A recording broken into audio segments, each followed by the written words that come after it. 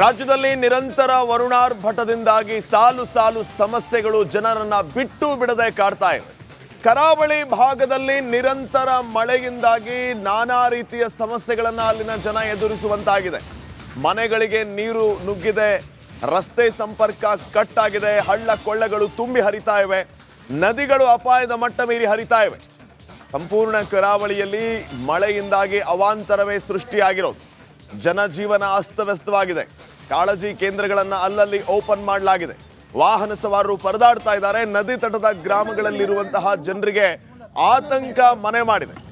ನೋಡಿ, ತಾವು ದೃಶ್ಯಗಳಲ್ಲಿ ಗಮನಿಸ್ತಾ ಇದ್ದೀರಿ. ಅನಾರೋಗ್ಯ ಪೀಡಿತರನ್ನ ಯಾವ ರೀತಿ ಬೋಟ್ ಮೂಲಕ ಸ್ಥಳಾಂತರ ಮಾಡುವಂತಹ ಕೆಲಸ ಆಗ್ತಾ ಇದೆ. ಜನಜೀವನ ಅಸ್ತವ್ಯಸ್ತವಾಗಿರೋದು ತಾವು ಗಮನಿಸ್ತಾ ಇದ್ದೀರಿ. ಮತ್ತೊಂದು ಕಡೆ ಮಳೆಯ ಆರ್ಭಟದಿಂದಾಗಿ ತಮ್ಮ ಮನೆಗಳಿಗೆ ಹೋಗಬೇಕು ಅಂತಂದ್ರೆ, ಬೇರೆ ಕಡೆ ಹೋಗಬೇಕು ಅಂತಂದ್ರೆ ಈಗ ಬೋಟ್ಗಳು ಅನಿವಾರ್ಯ ಆಗಿದೆ. ಈ ರೀತಿಯ ಪರಿಸ್ಥಿತಿ ಕರಾವಳಿ ಭಾಗದಲ್ಲಿ ನಿರ್ಮಾಣ ಆಗಿದೆ. ಉಡುಪಿ, ಬೈಂದೂರು ಸುತ್ತಮುತ್ತ ಇದೇ ರೀತಿಯ ವಾತಾವರಣ ಈಗ ಇರೋದು. ಎಲ್ಲಾ ವಿಚಾರಗಳಿಗೆ ಸಂಬಂಧಪಟ್ಟಂತೆ ಮತ್ತಷ್ಟು ಮಾಹಿತಿಯನ್ನ ನೀಡ್ತಾರೆ ಕೊಲೀಗ ರಂಜಿತ್ ಶಿರಿಯಾರ್. ಈಗ ನೇರ ಸಂಪರ್ಕದಲ್ಲಿ ಜಾಯ್ನ್ ಆಗ್ತಾ ಇದ್ದಾರೆ. ರಂಜಿತ್, ಗಮನಿಸ್ತಾ ಇದ್ದೀವಿ, ನಿರಂತರ ವರದಿಯನ್ನ ಮಾಡ್ತಾ ಇದ್ದೀರಿ ತಾವು. ಎಲ್ಲೆಲ್ಲಿ ಏನೇನು ಸಮಸ್ಯೆ ಆಗಿದೆ ಅಂತ ಹೇಳಿ. Over to you. Thank you Shripad Patil. ಕರಾವಳಿಯ ಮಳೆಯ ಆರ್ಭಟಕ್ಕೆ ಬೈಂದೂರು ಈ ಭಾಗದ ಕೆಲ ಗ್ರಾಮಗಳು ಸಂಪೂರ್ಣವಾಗಿ ಜಲಾವೃತವಾಗಿ ಜನಜೀವನ ಅಸ್ತವ್ಯಸ್ತವಾಗಿ ಜೀವ ಕೈಯಲ್ಲೇ ಹಿಡಿದುಕೊಂಡಂಥ ಪರಿಸ್ಥಿತಿ ನಿರ್ಮಾಣ ಆಗಿದೆ. ನಾನಿರುವಂಥ ಈ ಸ್ಥಳ ಬಡಾಕೆರೆಯ ನಾಡ ಗ್ರಾಮದ ಚಿಕ್ಕಳ್ಳಿ ಅನ್ನೋ ಸ್ಥಳದಲ್ಲಿದ್ದೀನಿ. ಸಂಪೂರ್ಣ ಕೃಷಿ ಭೂಮಿ, ತೆಂಗಿನ ತೋಟ ಸೇರಿದಂತೆ ಈ ಕೃಷಿ ಭೂಮಿ ಜಲಾವೃತವಾಗಿದೆ. ಮಾನ್ಯ ಬೈಂದೂರು ಕ್ಷೇತ್ರದ ಶಾಸಕರು ಕೂಡ ಸ್ಥಳಕ್ಕೆ ಬಂದು ಸ್ಥಳೀಯರನ್ನ ಮಾತಾಡಿಸ್ತಾ ಇದ್ದಾರೆ. ಸಂತ್ರಸ್ತರ ಅಳಲನ್ನ ಕೇಳ್ತಾ ಇದ್ದಾರೆ. ನೋಡಿ, ಇಲ್ಲಿ ಬರೋದು ಸೌಪರ್ಣಿಕ ನದಿ ತಟದ ಪ್ರದೇಶ.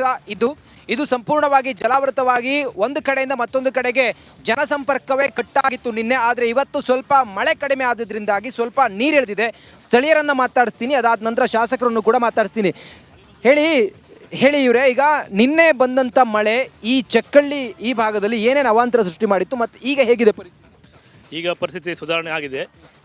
ನೀರಿನ ಮಟ್ಟ ತಗ್ಗಿದೆ. ನಿನ್ನೆ ಮತ್ತು ತುಂಬ ನೆರೆ ಬಂದಿದೆ. ಇದು ಪ್ರತಿ ವರ್ಷವೂ ಬರುವಂಥದ್ದು ಸರ್ವಸಾಮಾನ್ಯ. ಯಾಕಂದರೆ ಇದು ಭಾಳ ತಗ್ಗಾದ ಪ್ರದೇಶ. ಬೈಂದೂರು ವಿಧಾನಸಭಾ ಕ್ಷೇತ್ರದಲ್ಲಿ ಎಲ್ಲಕ್ಕಿಂತ ಅತಿ ತಗ್ಗಿನ ಪ್ರದೇಶ ಚಿಕ್ಕಳ್ಳಿ, ಪಡುಕೋಣೆ ಮತ್ತು ಬಡಾಕೆರೆ, ಈ ಸಾಲ್ಬುಡ. ನಿನ್ನೆ ಬಂದ ಮಳೆ ಏನೇನು ಅವಾಂತರ ಸೃಷ್ಟಿ ಮಾಡಿತ್ತು? ತಮಗೇನು ತಾಪತ್ರೆ ಆಗುತ್ತೆ? ಇಲ್ಲಿ ನಮಗೆ ವೆಹಿಕಲ್ಲು ಟ್ರ್ಯಾಕ್ಟರ್ ಒಂದು ಇಲ್ಲಿ ಹೊಳೆಗೆ ಇದು ಕೆಳಗೆ ಬಿದ್ದಿದೆ. ಮತ್ತು ಹೈನುಗಾರಿಕೆ ಮಾಡುವಂಥ ಜನರಿಗೆ ಸಂಚಾರ ಮಾಡಲಿಕ್ಕೆ ತುಂಬ ಕಷ್ಟ. ದೋಣಿಯನ್ನೇ ಸಂಪರ್ಕ ಹೆಂಗೆ? ನಿಮ್ಗೆ ದೋಣಿ ಮುಖಾಂತರವೇ ಸಂಪರ್ಕ.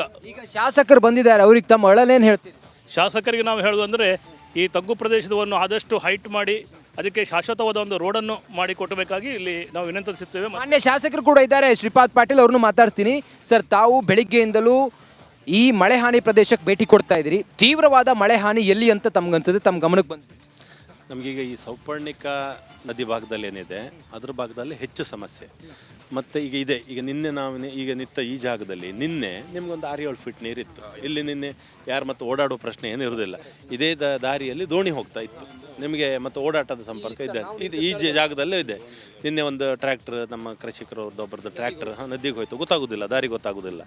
ಇಲ್ಲಿ ಏನು ಶಾಶ್ವತ ಅಂತೇಳಿ ಹೇಳಿದ್ರೆ ಈ ರಸ್ತೆಗಳನ್ನೇ ಇನ್ನೊಂದು 8-10 ಫೀಟ್ ಹೈಟ್ ಮಾಡಿದರೆ, ಅದು ಸೈಡಿಗೆ ಏನಾದ್ರು ಕಟ್ಕೊಂಡು ಆ ರೀತಿ ಏನಾದರೂ ಮಾಡಿದರೆ ಒಂದಷ್ಟು ಮಾಡ್ಬೋದು. ಕೃಷಿ ಹಾಳಾಗ್ತದೆ, ಕೃಷಿ ಪೂರ್ತಿ ಹಾಳಾಗ್ತದೆ. ನೋಡಿ, ನೀರು ಬಂದ ತಕ್ಷಣ ಇದು ತಗ್ಭಾಗ ಅಂತ ಹೇಳಿ ಈಗ ನಿಮಗೆ ದೊಡ್ಡ ಸಮಸ್ಯೆ ಕೃಷಿಕರದ್ದು. ಅದು ಹೈನುಗಾರಿಕೆ ಮತ್ತು ಕೃಷಿ, ಈ ಡ್ಯಾಮೇಜೇ ಹೆಚ್ಚು. ನಿಮಗೆ ಓಡಾಟ ಸಂಪರ್ಕ ತಪ್ಪುವುದಕ್ಕೆ ಇದನ್ನು ಮಾಡ್ಬೋದು, ಆದರೆ ಅವೆಲ್ಲ ಅನ್ನುವಂಥದ್ದು ನೋಡ್ಲಿಕ್ಕೆ ಆಗೋದಿಲ್ಲ. ಈಗ ಕೃಷಿಕರು, ಹೈನುಗಾರಿಕೆ, ಜಿಲ್ಲಾಡಳಿತದ ಜೊತೆಯಲ್ಲಿ ಯಾವ ರೀತಿ ಕಮ್ಯುನಿಕೇಶನ್ ಆಗ್ತದೆ? ನಾನು ಅದನ್ನೇ ಆಲೋಚನೆ ಮಾಡ್ತಾ ಇರೋದು. ಈಗ ನಾವು ಶಾಸಕರಾದ್ಮೇಲೆ ನಮ್ಮ ಕಾರ್ಯಕರ್ತರಲ್ಲಿ ಏನಂದರೆ ಜನರಿಗೆ ಸ್ಪಂದನೆ ನಾವು ಮತ್ತು ಅಧಿಕಾರಿಗಳು ತಕ್ಷಣ ಮಾಡ್ತೇವೆ. ಪರಿಹಾರ ಏನು ಅಂತ ಇದು ಒಮ್ಮೆ ಮಳೆಗಾಲದಲ್ಲೊಮ್ಮೆ ಇದ್ರ ಬಗ್ಗೆ ಜೋರಾಗಿ ಹೋಗ್ತದೆ, ಆಮೇಲೆ ಎಲ್ಲರೂ ಅವ್ರು ಬ್ಯುಸಿಗೆ ಹೋಗ್ತಾರೆ. ನಾವು ಅದಕ್ಕೆ ಕಾರ್ಯಕರ್ತರು ಆಲೋಚನೆ ಮಾಡ್ತಾ ಇರೋದು, ಇಂಥ ಸಮಸ್ಯೆಗಳಿದ್ದಾಗ DC ನೇತೃತ್ವದಲ್ಲಿ ಇದೊಂದು ಶಾಶ್ವತ MLA ಬದಲಾಗ್ತಿರ್ಬೋದು, ವ್ಯವಸ್ಥೆ ಬದಲಾಗ್ತಿರ್ಬೋದು. ಇಂಥ ಸಮಸ್ಯೆಗಳು ವರ್ಷದಿಂದ ವರ್ಷಕ್ಕೆ ಇಂಪ್ರೂವ್ಮೆಂಟ್ ಮಾಡ್ಕೊತ ಹೋಗಿ ಆ ಪರಿಹಾರ ತುದಿ ಮುಟ್ಟಬೇಕು. ಒಂದೇ ಸರ್ತಿ ಹೇಳುವಾಗ ಇದೆಲ್ಲ ಸಾಧ್ಯ ಇಲ್ಲ. ಇದೀಗ ಆರಿದ್ರ ಮಳೆ, ಪುಷ್ಯ ಮಳೆ ಮತ್ತು ಪುನರ್ವಸು ಮಳೆ ರಣಭೀಕರವಾಗಿರುತ್ತೆ, ಮತ್ತು ಇನ್ನೂ ಕೂಡ ತೀವ್ರವಾಗಿರುತ್ತೆ ಈ ಭಾಗದಲ್ಲಿ ಮಳೆ. ಆಗ ತಮ್ಮ ಮುಂಜಾಗ್ರತಾ ಕ್ರಮಗಳೇನು?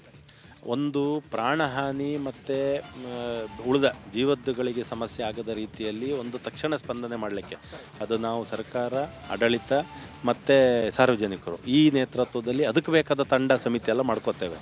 ಆದರೆ ಈ ಡ್ಯಾಮೇಜ್ ತಪ್ಪಿಸಲಿಕ್ಕೆ ಅದು ಇನ್ನೂ ಒಂದು 5-6 ಮಳೆ ಬರ್ತದೆ, ದೊಡ್ಡ ದೊಡ್ಡ ನೆರೆಗಳು ಅಂತಿದೆ, ಇಲ್ಲಿ ಅವರಿಗೆಲ್ಲ ಗೊತ್ತಿದೆ ಇಂತಿಂಥ ನೆರೆಯಲ್ಲಿ ಹೀಗೆ ಬರ್ತದೆ ಅಂತಿದೆ. ಆ ಸಂದರ್ಭದಲ್ಲಿ ಆ ಜಾಗ್ರತೆ ಮಾಡ್ಕೋತಾರೆ. ನಾನು ಪುನಃ ಹೇಳುವುದು, ಶಾಶ್ವತ ವ್ಯವಸ್ಥೆಗೋಸ್ಕರ ಇದಕ್ಕೆ ಬೇಕಾದೊಂದು ಯೋಜನೆ ಇದ್ದು, ಅಲ್ಲಿ ಯಾರು ಶಾಸಕ DC ಬದಲಾಗ್ತಾ ಇದ್ರು ಅದೊಂದು ಸಮಿತಿ ಇದ್ದು ವರ್ಷದಿಂದ ವರ್ಷಕ್ಕೆ ಮಾಡ್ಕೋತಾ ಬರಬೇಕು. ಪೂರ್ತಿ ಒಟ್ಟಿಗೆ ಹೇಳಿದರೆ ಇದೆಲ್ಲ ಸಾಧ್ಯವೇ ಇಲ್ಲ, ಇಡೀ ಹೊಳೆನೇ ಸರಿ ಮಾಡೋದ ಕೇಳುವಂಥ ಪರಿಸ್ಥಿತಿ ಬರ್ತದೆ. ಅದರದ್ದು ಆಗ್ತದೆ ಅನ್ನುವ ರೀತಿಯಲ್ಲಿ ಹೆಜ್ಜೆ ಹೆಜ್ಜೆ ಮಾಡ್ತಾ ಹೋಗ್ಬೇಕು. ನೋಡಿ, ಇದು ಶಾಸಕರ ಅಭಿಪ್ರಾಯ, ಮತ್ತೆ ಹಿಂಗ್ ಮಾಡಬಹುದು ಅಂತ ಹೇಳಿ. Over to studio, Shripad Patil. Okay, thank you Ranjit ಮಾಹಿತಿಗಾಗಿ.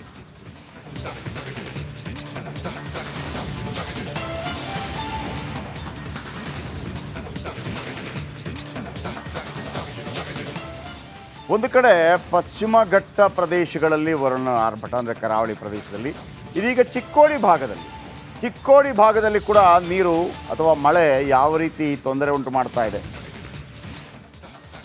ಚಿಕ್ಕೋಡಿಯಲ್ಲಿ ಸೇತುವೆಗಳು ಸಂಪೂರ್ಣ ಜಲಾವೃತ, ನಿಪ್ಪಾಣಿಯ ಬಾರವಾಡ ಕನ್ನೂರ ಸೇತುವೆ ಜಲಾವೃತ, ವೇದಗಂಗಾ ನದಿಗೆ ಅಡ್ಡಲಾಗಿ ಕಟ್ಟಿರುವ ಸೇತುವೆ ಮುಳುಗಡೆ, ಕಾರದಗ ಜೋಜಿ ಸಂಪರ್ಕಿಸುವ ಸೇತುವೆ ಜಲಾವೃತ, ಕುನ್ನೂರ ಬೋಜವಾಡಿ ಸೇತುವೆ ಜಲಾವೃತ, ಸಂಪರ್ಕ ಕಟ್, ಕೃಷ್ಣಾ ನದಿಗೆ ಬಾವನಸೌದತ್ತಿ ಮಾಂಜಾರಿ ಸೇತುವೆ ಮುಳುಗಡೆಯಾಗಿದೆ. ರಾಯಭಾಗದ ಬಾವನಸೌದತ್ತಿ ಗ್ರಾಮಕ್ಕೆ ಸಂಪರ್ಕಿಸುವ ರಸ್ತೆ ಬಂದಾಗಿದೆ.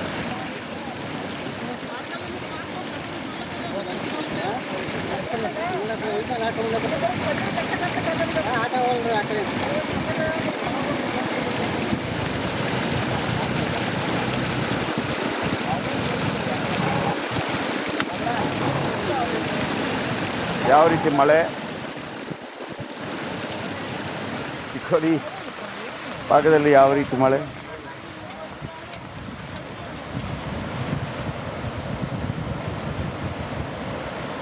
ಕಟ್ಟಿರುವ ಸೇತುವೆ ಮುಳುಗಡೆ, ಕಾರದಗ ಬೋಜ್ ಸಂಪರ್ಕಿಸುವ ಸೇತುವೆ. ಒಂದು ಕಡೆ ಪಶ್ಚಿಮ ಘಟ್ಟ ಭಾಗದಲ್ಲಿ ಮಳೆ, ಈಗ ಈ ಭಾಗದಲ್ಲಿ ಉತ್ತರ ಕರ್ನಾಟಕ ಭಾಗದಲ್ಲಿ ಜೋರಾದ ಮಳೆ.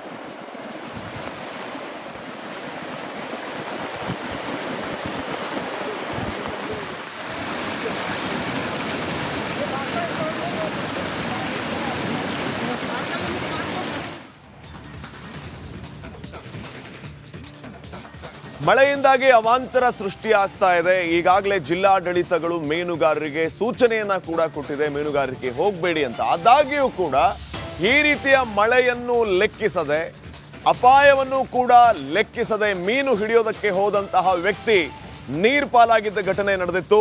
ನೇತ್ರಾವತಿ ನದಿಯಲ್ಲಿ ಮೈಕಲ್ ಮೃತದೇಹ ಈಗ ಪತ್ತೆಯಾಗಿದೆ. ದಕ್ಷಿಣ ಕನ್ನಡ ಜಿಲ್ಲೆಯ ಕೋಟೇಲು ಸೇತುವೆ ಬಳಿ ಈ ಘಟನೆ ನಡೆದಿತ್ತು. ಸ್ನೇಹಿತರೊಂದಿಗೆ ಮೀನು